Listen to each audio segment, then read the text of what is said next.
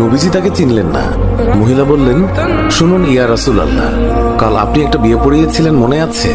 নবীজি বললেন, হ্যাঁ, আমি তো হানজালার বিয়ে পড়িয়েছি, যার বিয়ের খুশিতে আমি খুরমা খেজুর ছিটিয়েছিলাম। মহিলা বললেন, ইয়া রাসূলুল্লাহ, আমার হাতটা দেখেন, হাতের মেহেদি এখনো শুকায়নি। কাল বিকেলে বিয়ে হয়েছিল আর রাতে উহুদের যুদ্ধের জন্য বের হয়ে যান হানজালা। ওনার উপর গোসল ফরজ হয়েছিল, কিন্তু উনি গোসল করে বের হতে পারেননি। যাওয়ার আগে শুধু বলে গেছেন, যদি বেঁচে থাকি তাহলে দেখা হবে দুনিয়ায়, আর যদি শহীদ হয়ে যাই তাহলে দেখা হবে জান্নাতে। নবীজি কাঁদছেন।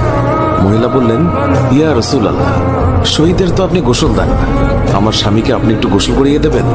নবীজি সম্মতি প্রকাশ করার পর একজন সাহাবী দৌড়ে এসে বলল, ইয়া রাসূলুল্লাহ, হানজালাকে পাওয়া গেছে।